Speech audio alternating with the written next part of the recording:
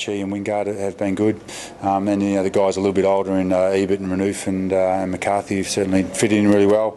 McCarthy and Brad Ebert have trained really well, and the group's really responded pretty well from them coming in, and just make sure the standards stepped up a little bit more. And as I said, we've got Brent Renouf, he's now a couple of weeks away. Pfeiffer's fitted in pretty well too. So the guys we've traded and picked up in the draft have settled in really well. Matty, do you feel like this year round you've got a better program because you've learned from perhaps things that you've done last year?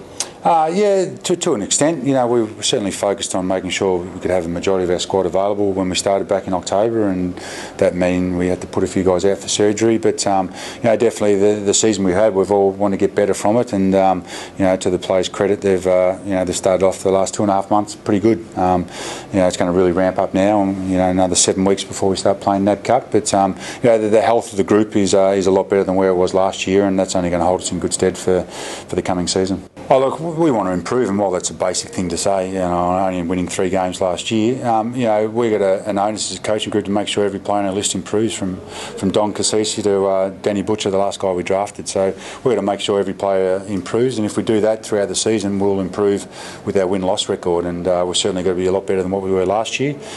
In the end of the year, what does that mean? Well, how much everyone improves and how significantly they'll improve will determine how many wins and losses that is. Are you perhaps inspired by maybe what West Coast did last year? I think every team who didn't make the finals is inspired by what they did. I heard Brisbane talking about them, so you certainly know what you're capable of, and if you get on a roll, you have a healthy list, and your morale's really good in your group, you can certainly achieve a fair bit. But there's a lot of water to go under the bridge yet, and the next 7 weeks are important for us to keep the majority of guys on the park. Carlisle did a hammy last week, and he'll miss the next 2 to 3 weeks, so it's really important we push the guys to a fair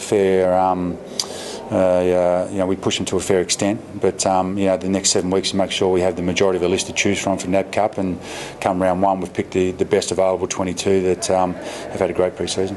Matty, aside from Carlisle, are there any others on the sideline at the moment? No, not really. Lobie's a little bit sore in his hip, so we're keeping him monitoring and seeing how he's going.